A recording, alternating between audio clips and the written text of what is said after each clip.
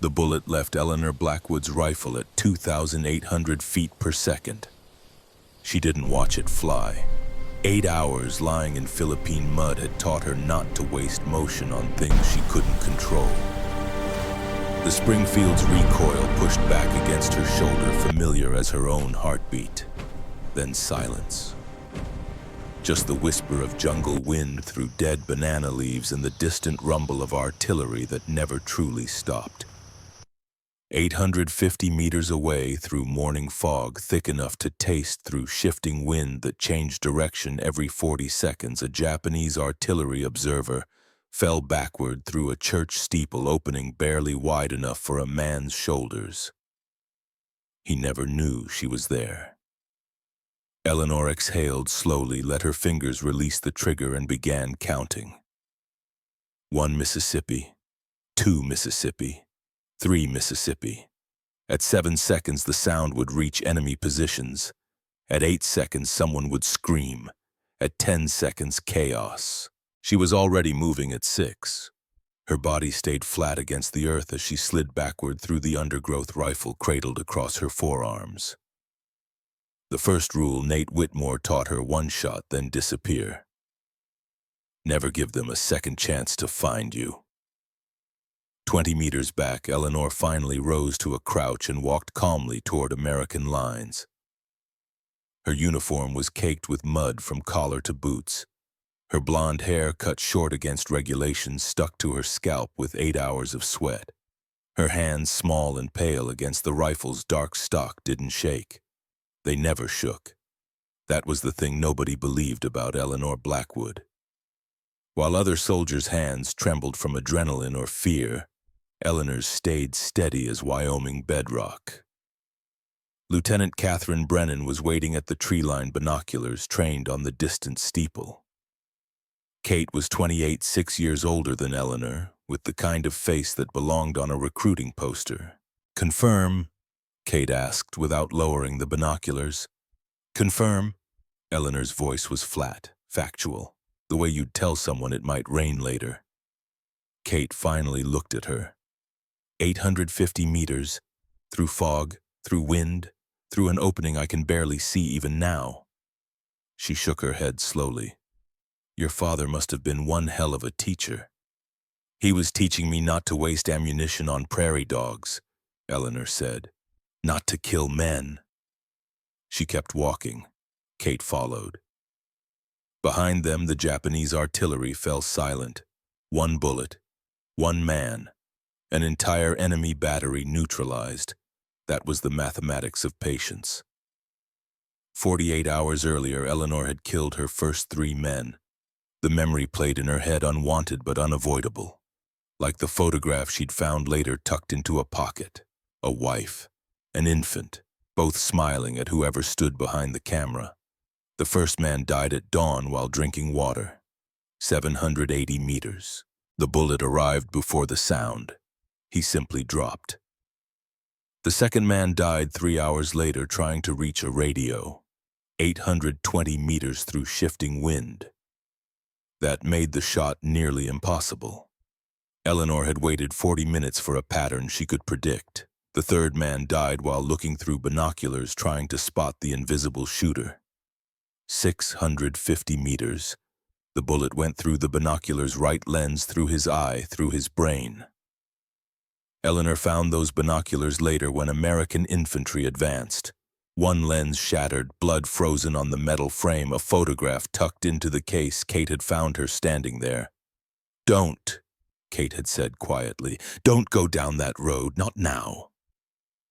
Eleanor had handed her the binoculars without a word, but she'd kept the photograph, folded it carefully and tucked it into her breast pocket where it pressed against her heart with every breath. A reminder that the shapes in her scope weren't targets. They were someone's father, someone's husband, someone's son. Many more would die before Eleanor Blackwood allowed herself to forget that truth. But on that first morning, she'd only killed 3. The Japanese didn't understand what was happening. Not yet. 3 deaths at extreme range, no witnesses, no sound until after the bullets had already done their work, in a bunker 800 meters from where Eleanor had taken her shots. Captain Takeshi Yamamoto pressed his back against cold concrete and tried to make sense of the impossible. Private Kenji Sato, barely 18 years old, sat in the corner whispering the same word over and over. Yurei. Yurei. Ghost. Quiet, Yamamoto snapped. But his voice carried no conviction, because he wasn't certain the boy was wrong. Yamamoto had been a soldier since 1937. He'd fought in China. He understood ballistics and training and marksmanship. He knew the effective range of every rifle in both armies.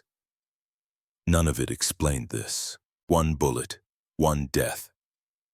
Silence. His men whispered about ghosts, and Yamamoto couldn't find evidence to contradict them. He didn't know then that the ghost was a 22-year-old girl from Wyoming who'd learned to shoot by killing prairie dogs for 50 cents per tail. He didn't know her name was Eleanor Blackwood.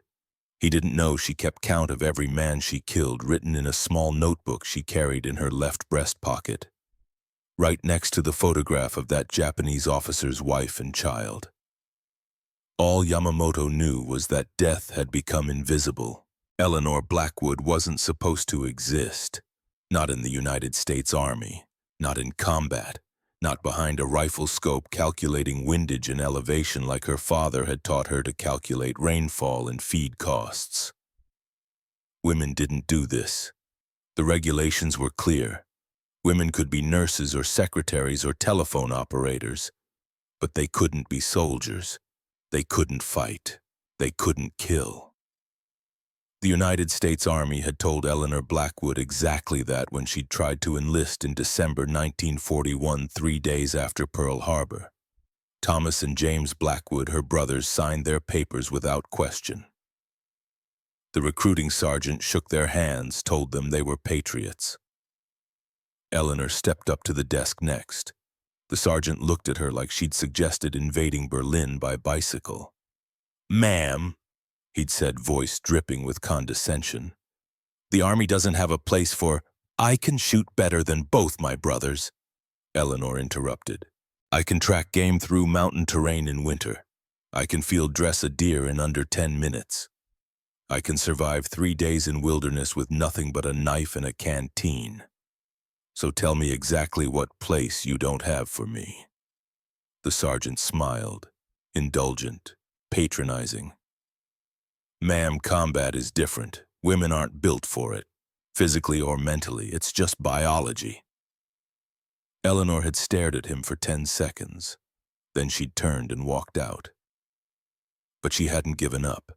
She'd lied instead, told the next recruiting station she had nursing experience, forged a letter of recommendation, memorized enough medical terminology to fake competence, got herself deployed as a field medic with the 43rd Infantry Division, shipping out to the Pacific Theater in March 1943.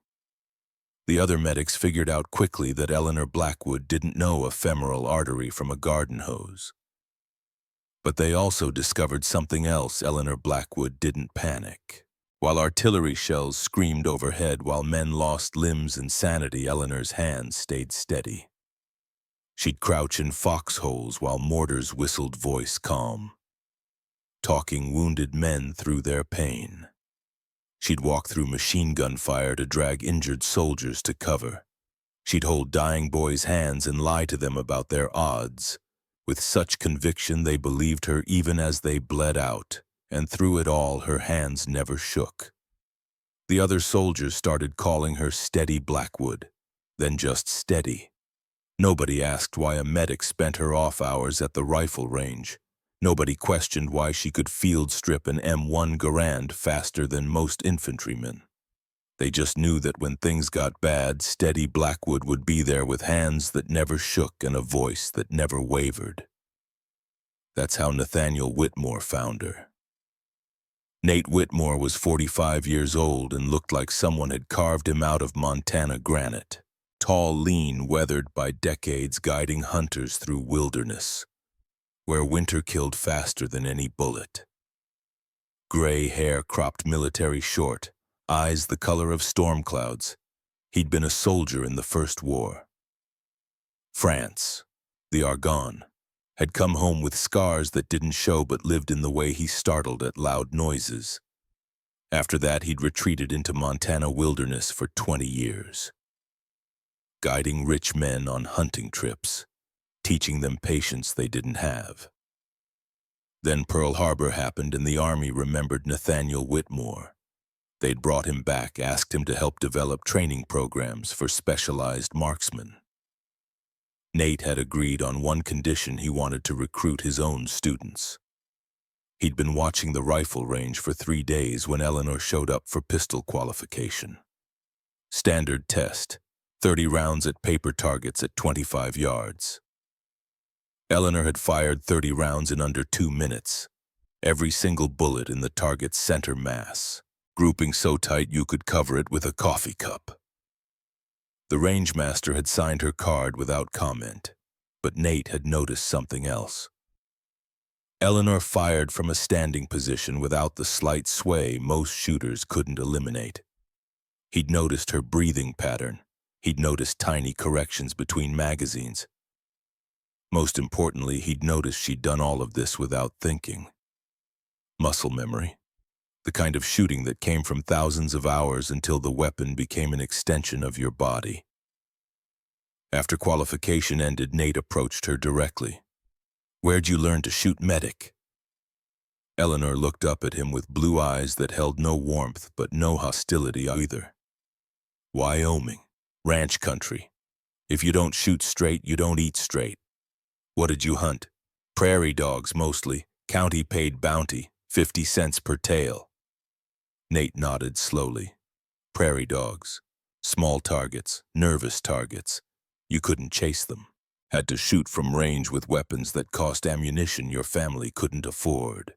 You learned patience. You learned precision. "Can you shoot a rifle?" he asked. "Better than I shoot a pistol." "How much better?" Eleanor looked at him for a long moment.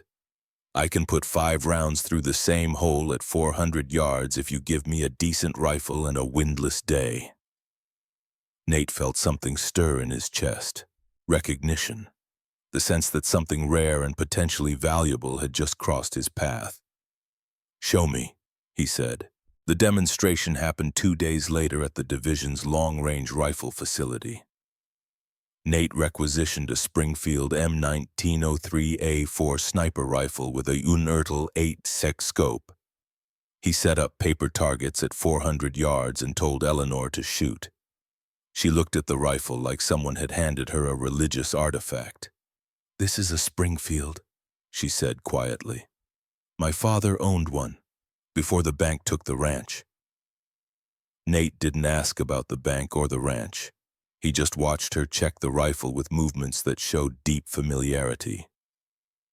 Eleanor loaded 5 rounds, settled into a prone position, found her natural point of aim, and fired. 5 shots, 4 seconds between each one, methodical, patient execution. When they walked down to check the target, Nate found a single hole roughly 1.5 inches wide. 5 bullets through almost the same point of impact. "Jesus Christ," the rangemaster muttered. Nate said nothing, just pulled out his notepad and wrote "natural." Then he turned to Eleanor. "How would you feel about doing this for real?" Eleanor looked at him with those flat blue eyes. "Doing what for real?" "Killing men from distances they can't fight back from. Becoming the thing that makes entire armies afraid to look outside their bunkers. I'm a medic. I save lives." "You're not a medic," Nate replied. "You're a rancher's daughter who learned to shoot because your family needed money. The Army just doesn't know what you are yet." Eleanor looked at the target, 5 holes in the same spot. "If I do this," she said slowly, "I want it documented. Every shot, every kill. I don't want anyone saying women can't handle combat when I've just proven they can." Nate smiled, thin, grim. "Fair enough. But there's one thing you need to understand. The men you kill won't care that you're female. They'll just care that someone they can't see is killing them from distances they thought were safe." Good, Eleanor said. And in that single word, Nate heard 22 years of being told no. Good. Colonel Frederick Hartwell nearly ended the program before it started. Hartwell was 52 years old, West Point class of 1913, and absolutely convinced that military excellence came from tradition and established doctrine. When Nate brought his proposal specialized sniper section extreme range operations, the colonel had approved immediately. When Nate revealed his proposed primary sniper was a 22-year-old female medic, Hartwell turned the color of arterial blood. Absolutely not. She can shoot better than anyone in this division. I don't care if she can shoot through plate armor. She's a woman. Women don't serve in combat roles. It's not tradition, it's not doctrine, and it's not happening in my command. Nate had expected this. He'd pulled out his documentation, the range test results, Eleanor's background, her performance under artillery fire. Hartwell barely glanced at the papers. You think I care about test scores? War isn't a shooting range. War is blood and chaos. Women aren't built for it. Eleanor Blackwood has been functioning as a medic under combat conditions for 6 months. She's treated sucking chest wounds while mortars were landing 30 yards away. If she's not built for war, she's got a damn funny way of showing it. That's different. Medics save lives. You're asking her to take them, to deliberately coldly kill human beings. That requires something women simply don't have. Nate looked at him for a long moment. Permission to speak candidly, sir? Denied. You're dismissed. But that night, General Augustus Pemberton read Nate's proposal. General Pemberton was 55 years old and had earned his stars by being right more often than he was wrong. He'd commanded troops in France during the First War and learned that success came from adapting faster than the enemy. He'd read Nate's proposal 3 times. Then he'd requested captured Japanese intelligence reports. The reports told an interesting story. Japanese units were requesting transfers from American sectors. Officers were reporting discipline problems. Patrol frequency had dropped dramatically. The Japanese were afraid, not of artillery or air support. They were afraid of dying from nowhere. Pemberton looked at those reports and saw opportunity. He'd called a meeting. Hartwell, Nate, and Eleanor, who stood at attention with mud still on her boots. Miss Blackwood, Pemberton said without preamble. Whitmore tells me you can make shots at extreme range. How extreme? 800 yards under ideal conditions, sir. 600 under adverse conditions. And you've done this for real. Eleanor hesitated, then nodded. 3 confirmed kills at ranges between 650 and 820 yards. Hartwell made a strangled sound. You can't confirm. Observed by Lieutenant Brennan, Eleanor interrupted.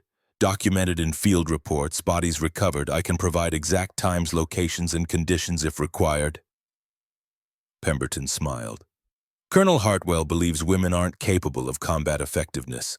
Do you have anything to say in your defense? Eleanor looked at Hartwell, then back at Pemberton. Sir, in the past 6 months I've treated 43 combat casualties under fire. 13 died despite my efforts. I held their hands while they bled out. I closed their eyes. I wrote letters to their mothers.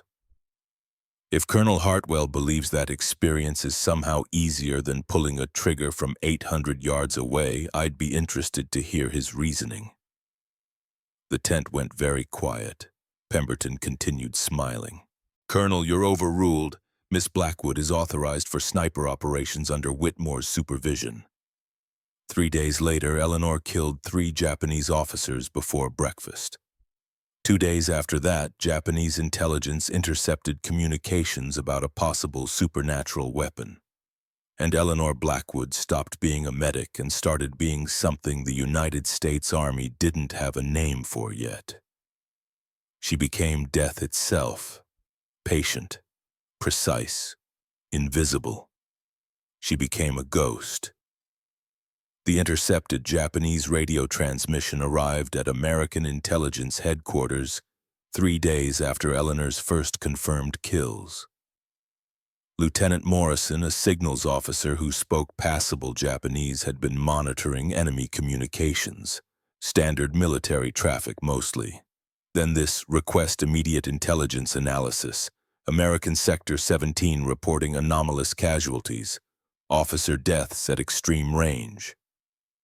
Precision inconsistent with known enemy capabilities. Recommend investigation for new weapons technology. Alternative explanation. The transmission paused, static, then quietly, almost embarrassed. Some men report possible supernatural element. Morrison stared at his transcription for 30 seconds before taking it to his commanding officer. That document eventually reached General Pemberton's desk. He'd read it twice, then called for Nate. "Your student is making quite an impression," Pemberton said, sliding the translation across his desk. Nate read it without expression. "They think she's using new technology. They think she's impossible, which, to be fair, she is. So they're looking for explanations that make sense. And when they don't find any," Pemberton leaned back, "then they start believing in ghosts. And soldiers who believe in ghosts make mistakes. They hesitate. They hide. That's worth more than 100 artillery shells. Fear is a weapon. Your girl has just weaponized the impossible." But the intelligence reports weren't the strangest thing that week. The strangest thing was Captain Takeshi Yamamoto's personal journal recovered from his body after a mortar strike killed him 4 days later. A Nisei soldier from California had translated it, hands shaking slightly as he worked through Yamamoto's neat handwriting. November 8th. 3 men dead. No artillery, no aircraft, just silence, then death. American positions are 800 meters away. No one can shoot accurately at that distance, not through fog, not through wind, but someone did. Private Sato insists it is a Yurei, a vengeful spirit. The other men are starting to believe him. I ordered Sato to stop spreading superstition. He looked at me and said, "Captain, how do you explain the impossible except with the supernatural?" I have no answer. November 10th, the Yurei killed 2 more men today. The men are saying they've seen her, a pale figure in the jungle fog. They say she doesn't move like a soldier. They say she appears and disappears like smoke. I don't believe in ghosts, but I believe my men are dying and I cannot protect them. November 11th. Requested transfer for my entire unit. Request denied. We are told to stop reporting superstitious nonsense. But morale is already gone. The men won't leave the bunker. If this is not a ghost, then the Americans have found something worse. They have found a way to make death invisible. November 12th, hours before Yamamoto died, I saw her today. I think, through the fog, a figure too small to be a soldier, too still to be human. She stood at the edge of the tree line for perhaps 10 seconds. Then she was gone. My men insist it was Ona Yurei, the woman ghost. Perhaps they are right. Perhaps the Americans have awakened something in this jungle, something old and angry, or perhaps they have simply found a woman who shoots better than any man I have ever known. If so, God help us. The translator had set down the journal and looked up. Sir, they're not fighting a soldier. They're fighting a ghost story, and ghost stories don't die when you shoot them. Eleanor learned about Yamamoto's journal 3 weeks later. Nate showed her the translation without comment, watching her face, looking for reaction. Guilt, pride, horror, anything.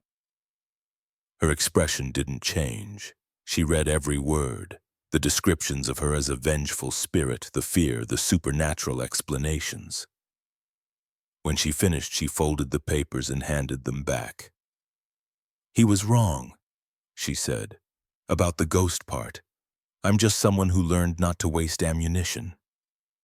They think you're supernatural. That's powerful. Mythology doesn't win wars. Bullets do." Nate studied her. You're not bothered by any of this. The fear. Eleanor looked at him with those flat blue eyes. Fear keeps them in their bunkers, makes them hesitate, gives me better targets. It's just psychology. Same as hunting. Wolves learn to fear areas where pack members died. These men are learning the same thing. And that's when Nate realized something about Eleanor Blackwood, something that both impressed and disturbed him. She wasn't conflicted about what she did.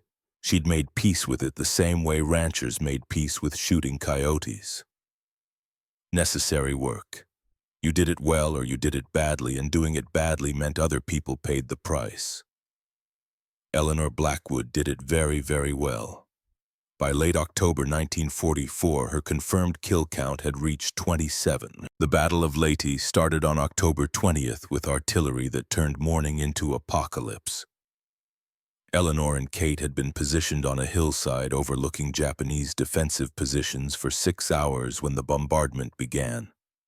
American 105mm howitzers pounding enemy bunkers with shells that screamed overhead.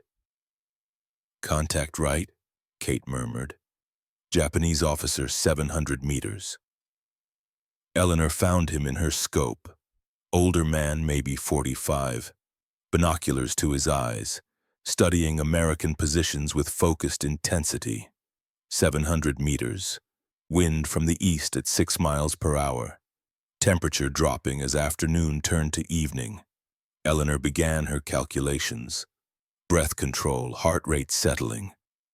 Then Kate said, "Wait." Eleanor's finger froze on the trigger. "Why? Something's wrong. Look at the men around him. They're not taking cover. They're watching something in our direction." Eleanor pulled back from her scope. Kate was right. A dozen Japanese soldiers were staring directly at their position. Not at American lines generally, at their specific location. They were raising their rifles. "They made us," Kate said, voice level but urgent. "We need to move. Now." Eleanor started to slide backward following escape protocol. Kate was slower, just by half a second, just long enough to be still partially exposed when the first shot cracked. The bullet hit her in the right shoulder, spun her sideways, dropped her behind cover. Eleanor moved on instinct, grabbed Kate's webbing, dragged her backward down the hillside while bullets chewed vegetation around them. 30 yards, 50, 100, into dead ground where jungle canopy blocked line of sight. Kate's shoulder was bleeding heavily. The bullet had gone clean through, missing the subclavian artery by maybe an inch. Survivable, but they were half a mile from American lines. And Kate couldn't walk. "Go!" Kate said through gritted teeth. "Get back! Send medics. I'm not leaving you." "Eleanor, that's an order. I'm not a soldier. Remember, I'm a medic who happens to shoot people. Medical personnel don't abandon wounded." Kate tried to laugh. It came out as a pained cough. "You're the most stubborn woman I've ever met." "Good thing, too. Now shut up." Eleanor field dressed the wound. Pressure bandage, sulfa powder, morphine for the pain. Kate's breathing steadied. They waited until dark. Then Eleanor half-carried, half-dragged Kate through 2 miles of jungle in pitch darkness, navigating by memory and distant artillery sounds. They made it back at 0300 hours. Kate was evacuated to a field hospital at first light. The doctor said she'd recover fully. 6 weeks in a hospital ship, then back to duty. Eleanor never saw her alive again. The report came 3 days later. Hospital ship SS Mercy had been torpedoed by a Japanese submarine 40 miles off the coast. 800 wounded soldiers and medical personnel aboard. 73 survivors. Lieutenant Catherine Brennan wasn't among them.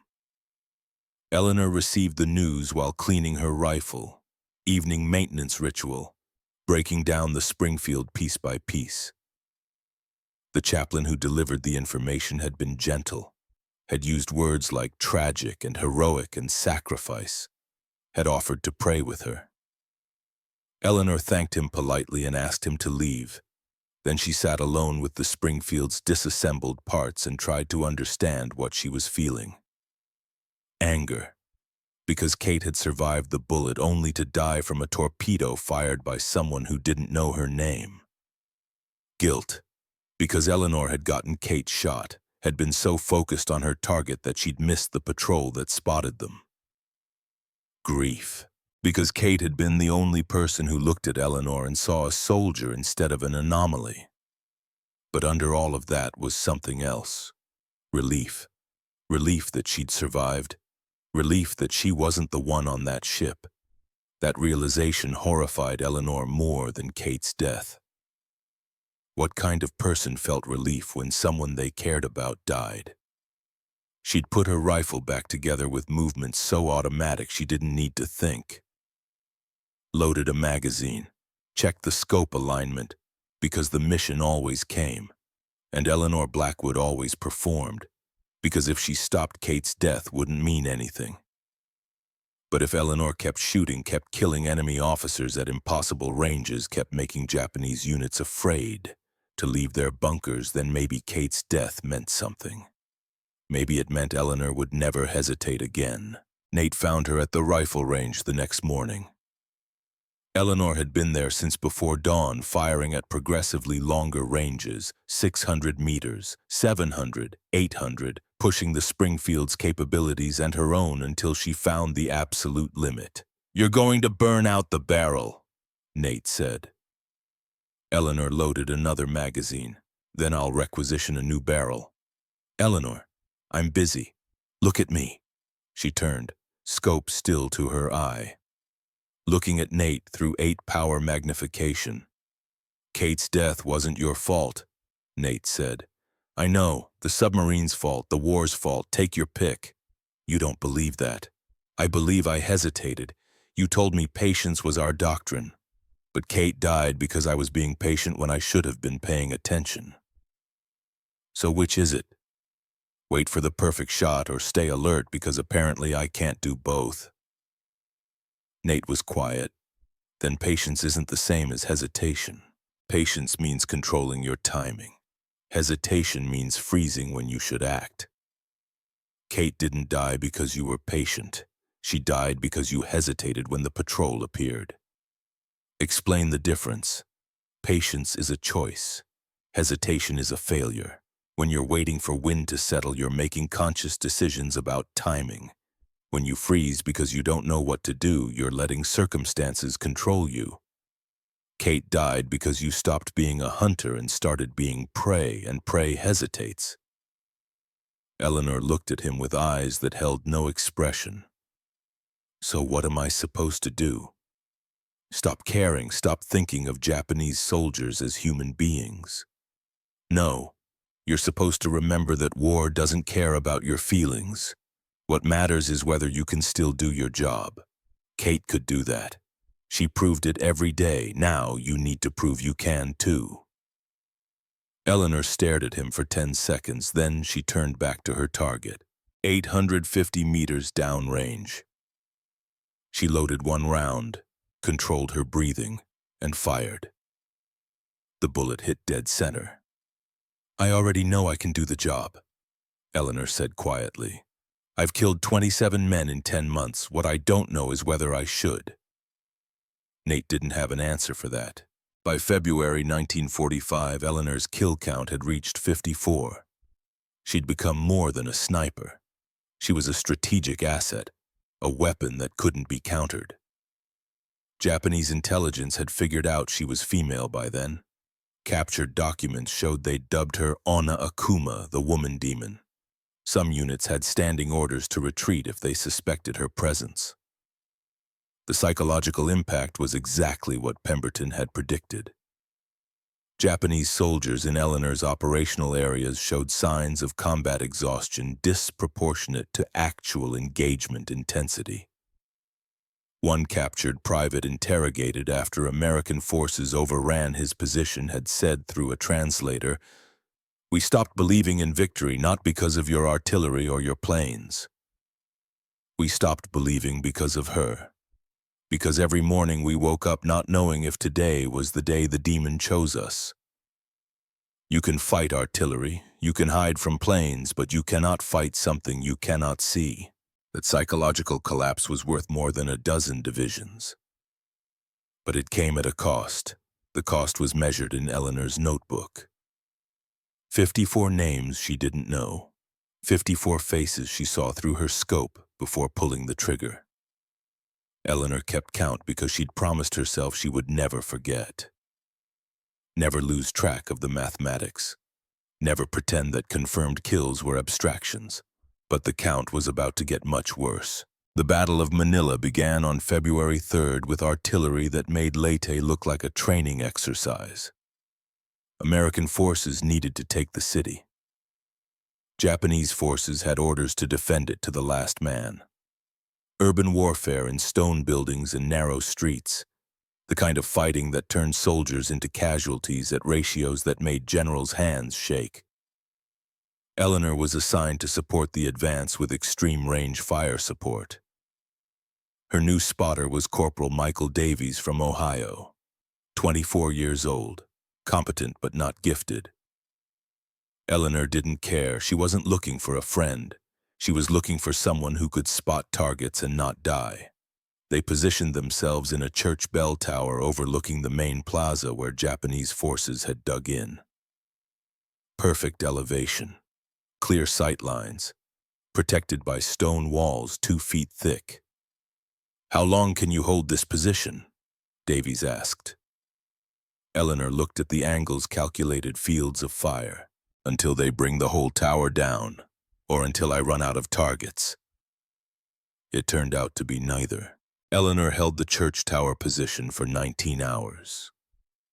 She started at dawn. That first officer died at 620 meters, killed while checking on his men. The second died 10 minutes later at 740 meters, killed while using a radio. Then the pattern started. Any officer who exposed himself died. Any radio operator died. Any soldier who attempted to move supplies died. Eleanor worked methodically. One shot, then scanned for the next target. No rushing, no wasted ammunition. By noon, 14 officers were dead. 3 radio operators, 2 medics. The Japanese stopped moving.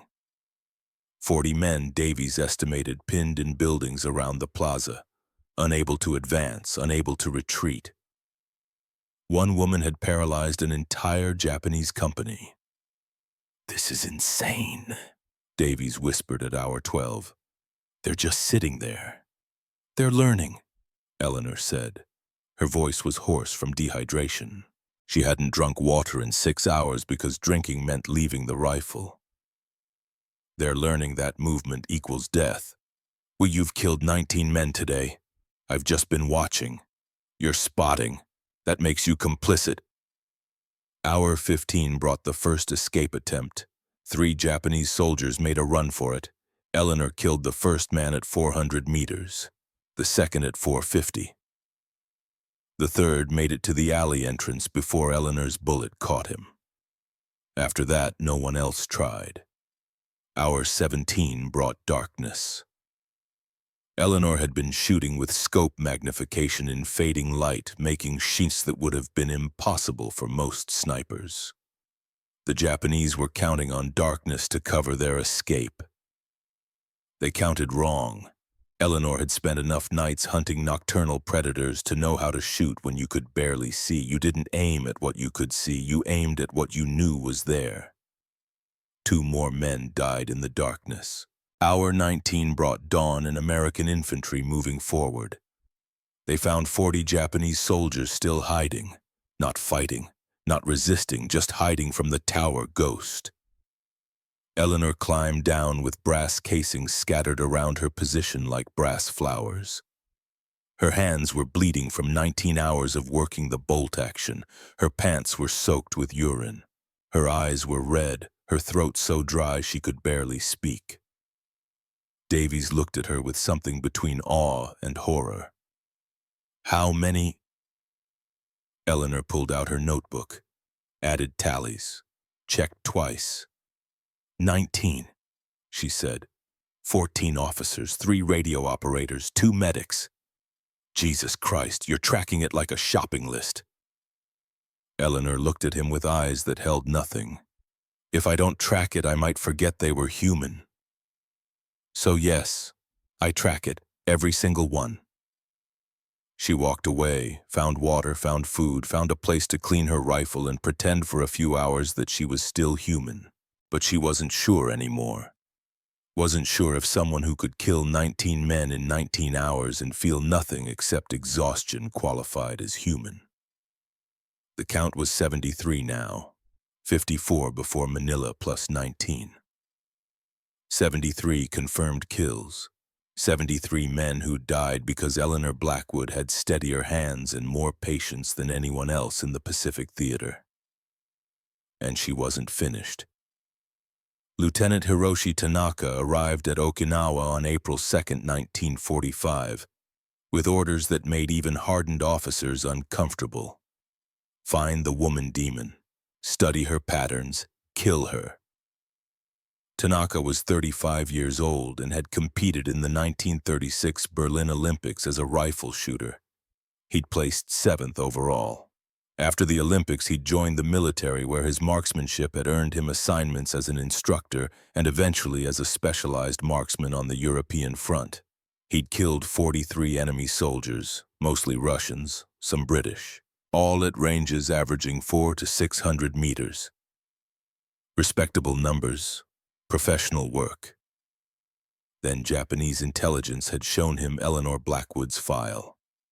73 confirmed kills, all at ranges exceeding 600 meters, all enemy officers or critical personnel, all executed with first-shot accuracy under conditions that should have made such shooting impossible.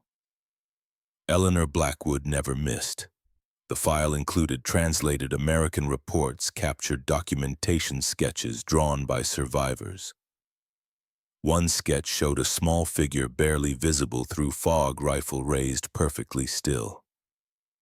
Caption, Ona Akuma, never moves, never misses, cannot be killed.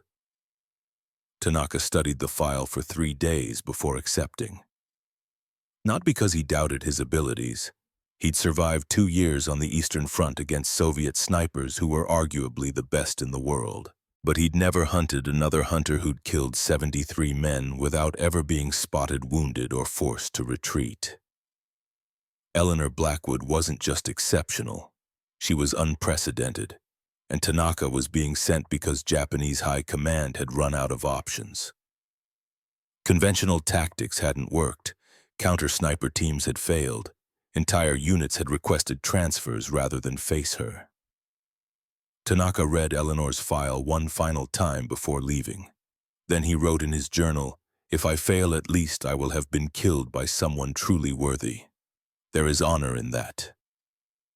He arrived at Okinawa with that journal, his rifle, and determination to prove Japanese military excellence could match whatever the Americans had created.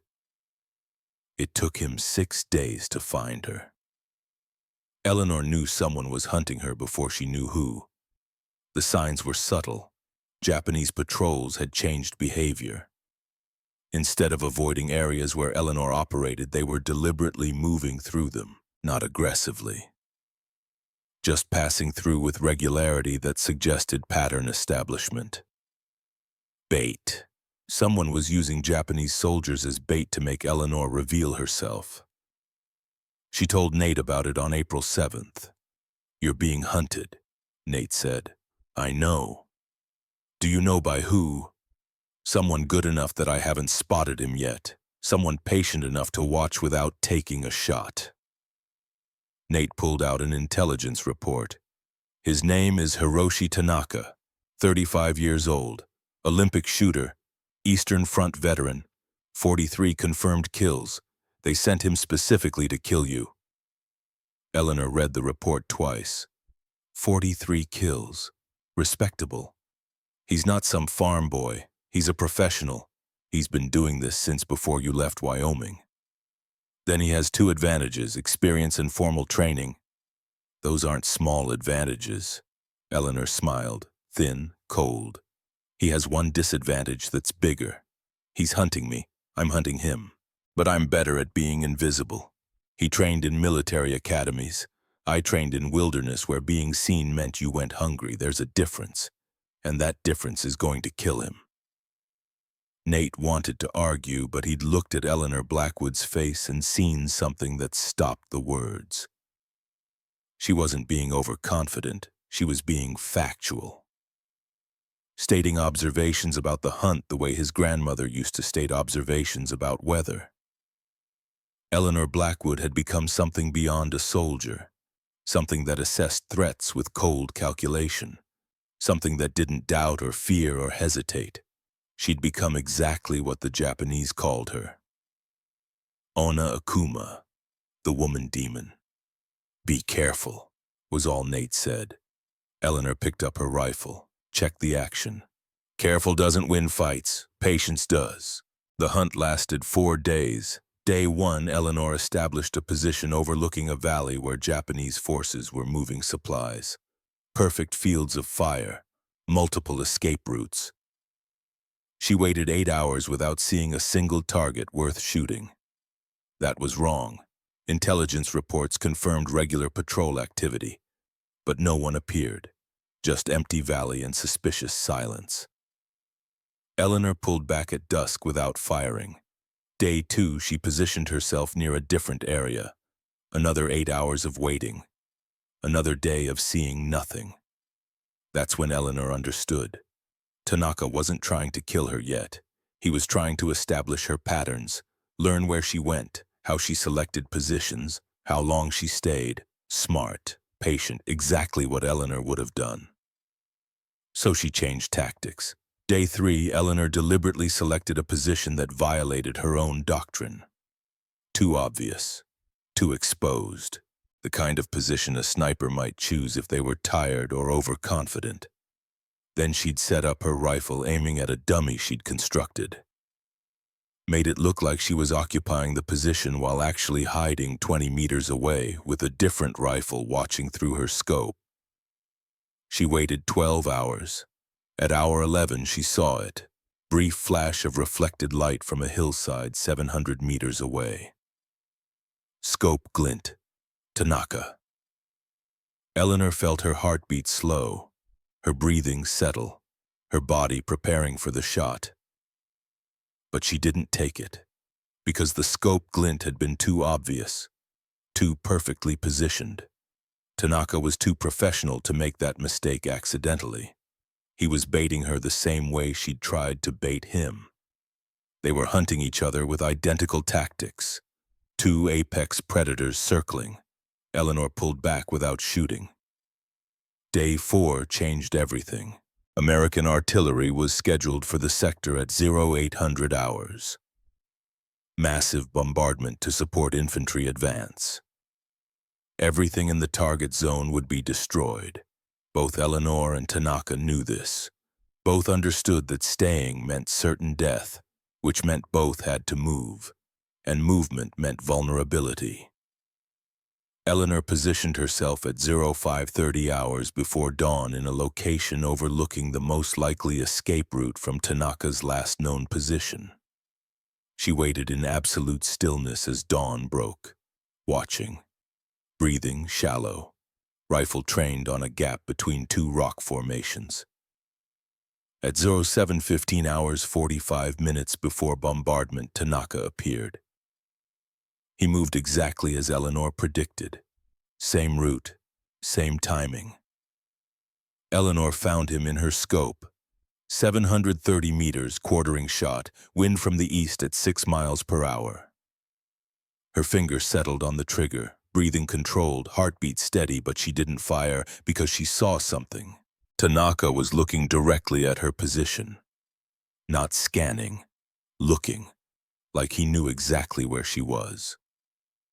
Another trap. He deliberately exposed himself, betting Eleanor would take the shot, planning to use her muzzle flash to locate and fire back. They were both aiming at each other, both with finger on trigger, both calculating who would shoot first and whether first shot would be kill shot. The stalemate lasted 3 seconds. Then American artillery opened up, not at 0800 hours, at 0720, 40 minutes early because some officer had misread the schedule or the clocks were unsynchronized or war was chaos. Shells screamed overhead. Explosions turned the valley into apocalypse. Both snipers had maybe 10 seconds before the pattern expanded to include their positions. Tanaka moved first, broke from cover, ran toward safety. Eleanor tracked him, led the movement, calculated where he'd be in the time it took her bullet to travel 730 meters. And fired. The Springfield's crack split the air. The bullet crossed the distance in just under 1 second. 0.3 seconds before Tanaka's rifle fired back. Eleanor's bullet caught him in the left side of his chest, spinning him sideways. His shot went wide by 2 feet, close enough that Eleanor heard the supersonic crack as it passed near her head. Close enough to kill if he'd been 0.3 seconds faster. But he wasn't. Eleanor had been 0.3 seconds faster. And in sniper duels, 0.3 seconds was the difference between survival and death. She moved immediately after firing, sliding backward, changing position. No time to confirm the kill. Just move and survive and pray the artillery didn't catch her. She reached safety as the bombardment intensified. Crouched behind rocks, covering her head, feeling the earth shake. When it ended 20 minutes later, she went back, found Tanaka's body where he'd fallen. The bullet had gone through his lung.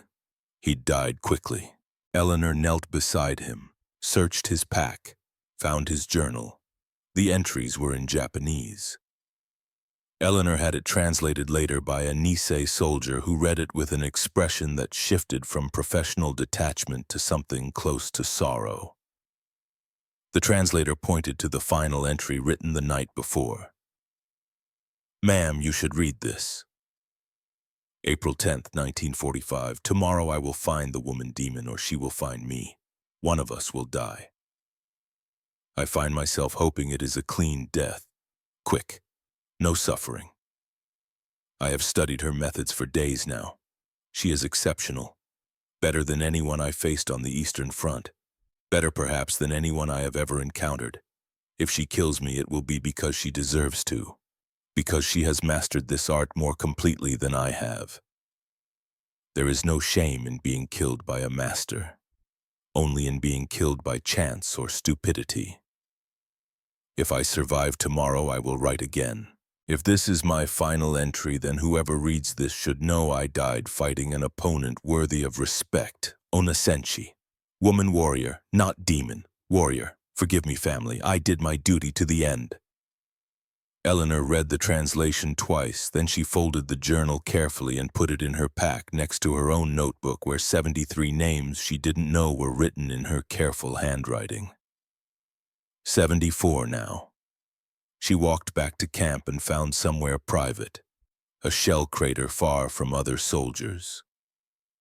And for the first time since Kate Brennan died, Eleanor Blackwood cried, not because she'd killed Tanaka, she'd killed 73 men before him without tears, but because Tanaka had understood, had seen past the mythology to recognize that Eleanor was just a soldier doing her job with skills she'd learned before war made those skills lethal. He'd called her warrior, not demon, warrior. And somehow that recognition hurt worse than anything else. The war ended on August 15, 1945. Eleanor learned about it while cleaning her rifle. Someone had turned on a radio. Static cleared long enough for President Truman's voice to announce Japan's unconditional surrender. Around her, soldiers cheered, threw helmets in the air, hugged each other, wept with relief. Eleanor continued cleaning her rifle, breaking down the action, inspecting each component. Davies found her an hour later still sitting with the disassembled Springfield. "We won," he said. "It's over. Why aren't you celebrating?" Eleanor looked at him. "Because winning doesn't change what I did, doesn't unshoot the bullets, doesn't bring back the 74 men in my notebook." 74 enemy soldiers who would have killed Americans if you hadn't killed them first. I know the justification. I wrote it beside every entry. Necessary action saved American lives. Doesn't change that 74 women are widows because of me. Doesn't change that I remember every face. Davies was quiet. Then, "You did your duty. History will remember that. History won't remember me at all. I'm a classified file that'll sit in a basement until everyone involved is dead." She'd been right about that, but she'd been wrong about history. The captured Japanese documents arrived at American intelligence in September 1945 after the surrender was complete. The documents told a story that made even hardened intelligence officers uncomfortable. Official Japanese military records showed that 12 separate units had requested transfer from sectors where Eleanor operated. Officer casualty rates in those sectors ran 41% compared to 15% elsewhere. Standard patrol frequency dropped 60%. Soldiers developed symptoms consistent with severe combat exhaustion despite relatively light engagement. One document, a report from a battalion commander dated March 1945. "Morale has collapsed in sectors where the American woman sniper operates. Men refuse basic duties. Some have attempted suicide rather than face deployment. Recommend immediate withdrawal or acceptance that these units are combat ineffective." Another document, an intelligence summary from April. "The phenomenon designated Ona Akuma has achieved strategic effect, disproportionate to numerical casualties inflicted. Estimated American force multiplication factor presence of 1 specialist. Negates effectiveness of 200-300 enemy soldiers through psychological impact alone." The mathematics were stark. Eleanor Blackwood had personally killed 74 enemy soldiers, but through fear and psychological impact, she'd effectively neutralized between 15,000 and 22,000 enemy soldiers who remained alive but combat ineffective. 1 woman, 1 rifle. Strategic impact equivalent to an entire division. General Pemberton read those documents with an expression that shifted between vindication and something close to horror. He called Nate into his office and slid the translations across his desk. "Your student saved approximately 2,000 American lives," Pemberton said. "Conservative estimate based on missions not executed, advances not opposed, casualties not inflicted. 2,000 men who went home because Eleanor Blackwood made entire Japanese units too afraid to fight." Nate read the documents without comment. "That's her real achievement," Pemberton continued. "Not the 74 kills, the 2,000 lives. That's what history should remember." "History won't remember her at all," Nate replied. "She's being classified, filed away. The Army doesn't want anyone knowing they used a woman this way." Pemberton was silent. Then he said quietly, "Then we owe her something. Recognition. Acknowledgement." 2 weeks later, Eleanor was called to a ceremony she hadn't requested and didn't want. The Silver Star presentation happened on September 22, 1945, at a base in Okinawa with exactly 12 people in attendance. Pemberton, Hartwell, Nate, 9 other officers whose names Eleanor didn't know. No photographers, no press, no public record. Pemberton read the citation, voice level, professional. "For extraordinary heroism in action against enemy forces in the Pacific Theater from November 1943 through August 1945. Specialist Eleanor Blackwood repeatedly demonstrated exceptional courage, technical proficiency, and tactical excellence under combat conditions. Her actions directly contributed to the success of multiple operations and saved numerous American lives."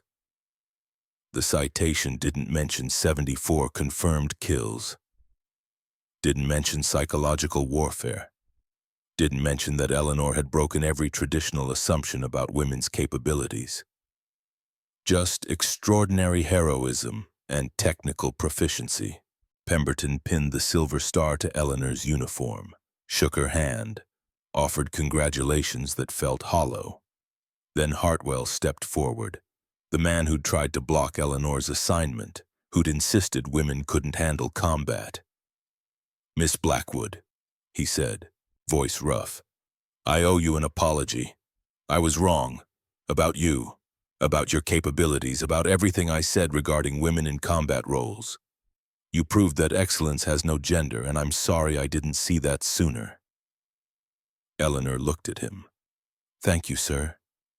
Is there anything you want? Transfer, promotion?" Eleanor thought for exactly 3 seconds. Then she said the words that ended her military career. "I want discharge papers, immediate. I want to go home and forget every face I saw through that scope. I want to stop being Anna Akuma and go back to being Eleanor Blackwood from Wyoming who used to shoot prairie dogs for bounty money. Can you give me that, Colonel?" Hartwell looked at Pemberton. Pemberton nodded slowly. "Yes," Hartwell said. "We can do that." Eleanor left the ceremony with a silver star she'd never wear and discharge papers that couldn't possibly capture what she'd done or what it had cost.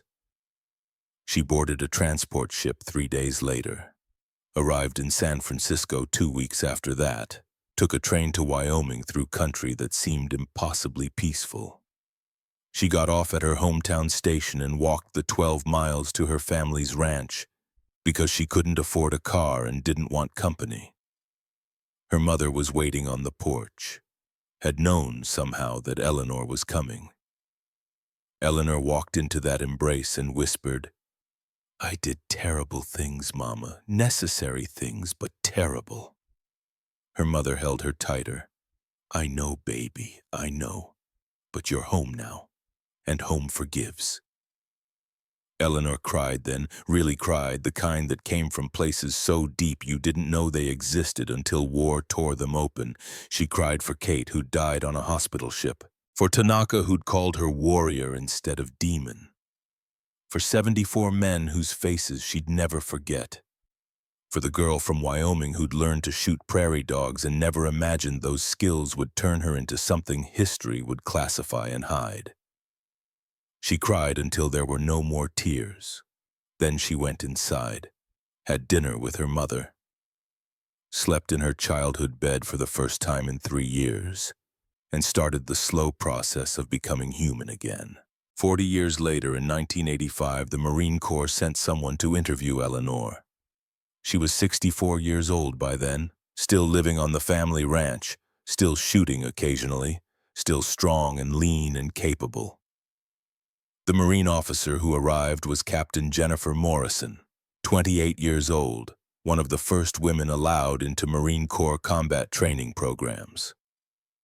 Morrison had been sent to interview veterans of specialized operations for historical documentation. She'd been given Eleanor's name with minimal context.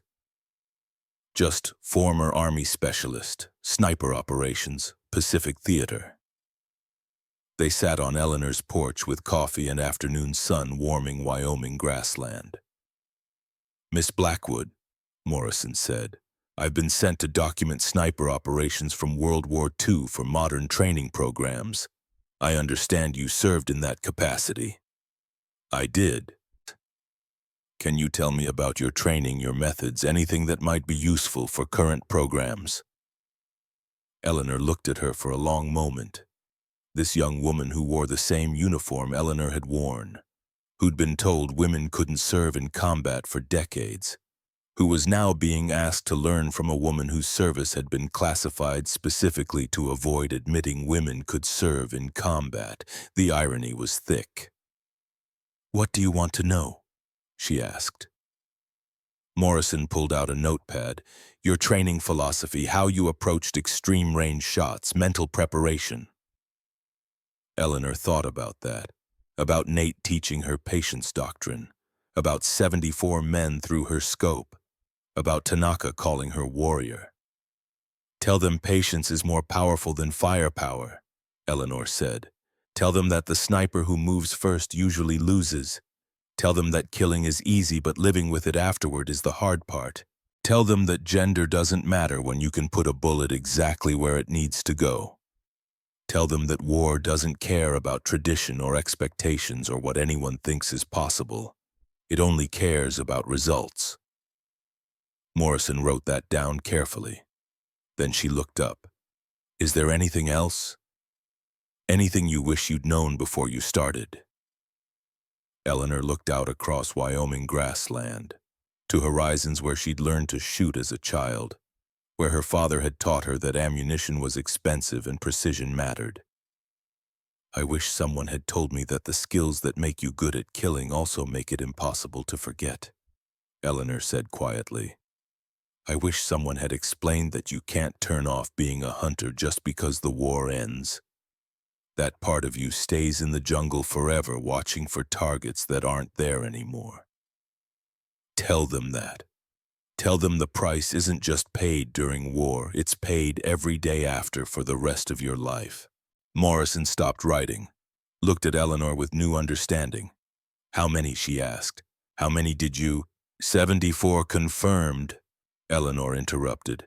I kept count. Still do. Still remember every face. You want me to tell you their names? I can't, but I can tell you what each one looked like the second before I pulled the trigger.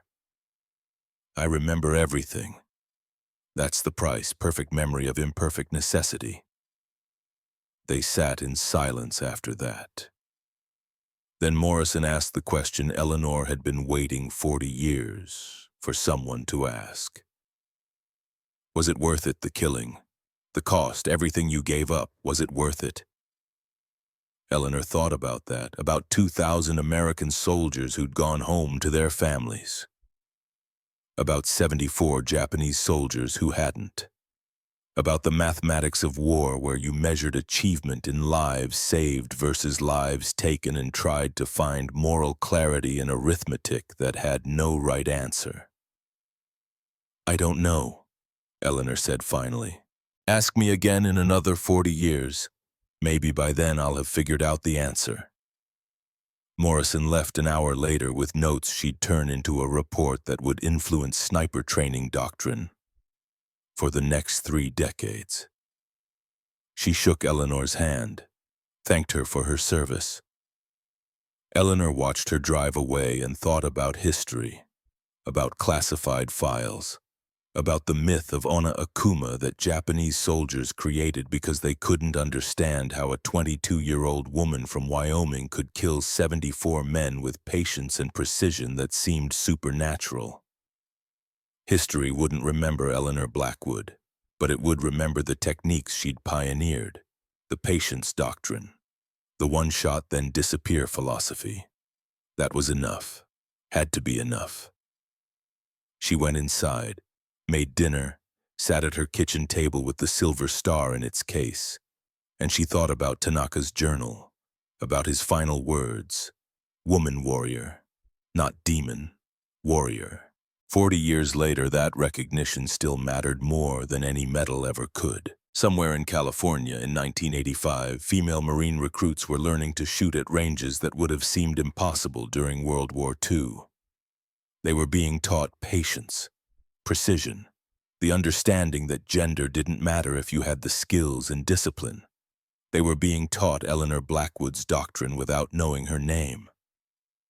In Japan, military historians were studying captured American documents about specialized operations. They'd found references to Onna Akuma. Some dismissed it as wartime mythology. Others believed it was real and wanted to understand how one woman had achieved such disproportionate impact. A few Japanese military academy instructors had begun teaching about her, using her as a case study in how psychological warfare could be more effective than conventional firepower. They didn't know her name either, just called her the American specialist and studied her methods. In Wyoming, Eleanor Blackwood was 64 years old and teaching her nieces how to shoot, the same way her father had taught her, with patience, with precision, with the understanding that ammunition was expensive and you only pulled the trigger when you were absolutely certain. One niece, Sarah, was 9 years old and already showing natural talent. Steady hands, calm temperament. "Aunt Ellie," Sarah asked one afternoon at the range, "were you really in the war?" "Yes." "Did you shoot people?" Eleanor thought about lying, thought about protecting this child from knowledge that war turned people into things they didn't want to become. Then she decided Sarah deserved truth. "Yes," Eleanor said, "I did." "How many?" "74. Sarah was quiet, processing. Was it scary? Sometimes. Mostly it was just work, necessary work, like shooting coyotes that threaten the sheep. You don't enjoy it, but you do it because someone has to and you're the one with the skills. Did they deserve it? Eleanor looked at her niece. 9 years old, blue eyes, blonde hair, could have been Eleanor at that age. "I don't know," Eleanor said honestly. "They were soldiers following orders. I was a soldier following orders. We were all just trying to survive, so did they deserve it? That's a question I've been trying to answer for 40 years. Ask me again when you're older." Sarah nodded seriously. Then she went back to shooting at targets. Paper circles with concentric rings, the kind that didn't bleed or scream or have families. Eleanor watched her shoot and thought about legacy, about what we pass down, skills, knowledge, the understanding that sometimes the world requires violence, and the best you can do is execute that violence as precisely and humanely as possible. But also doubt, questions. The understanding that necessary wasn't the same as good. Sarah would never have to kill anyone, would never spend nights remembering faces through a scope, would never count 74 lives and wonder if the mathematics added up to anything resembling justice. But she'd know it was possible, would know that her aunt had done it, would carry that knowledge into a future where hopefully women like Eleanor Blackwood weren't necessary anymore. That was the legacy. Not the kills, not the fear, not the mythology, just the truth that war doesn't care about gender. Only about who has the patience to wait and the courage to pull the trigger when the moment demands it. Eleanor Blackwood had proven that truth, had paid for it with 74 faces she'd never forget, had lived with it for 40 years and would carry it to her grave. And somewhere in classified files that would sit unopened until everyone involved was dead. The full story waited, patient as Eleanor had been patient, precise as her shooting had been precise. Eleanor Blackwood died in 2003 at age 82. Quietly, on her ranch, with her nieces at her bedside and the silver star still in its case in her drawer. Her obituary in the local paper said she'd been a veteran, a rancher, a woman who'd taught 3 generations how to shoot straight and value precision. It didn't mention 74 confirmed kills, didn't mention Anna Akuma, didn't mention that she'd changed military history by proving women could master war's deadliest skills as completely as any man.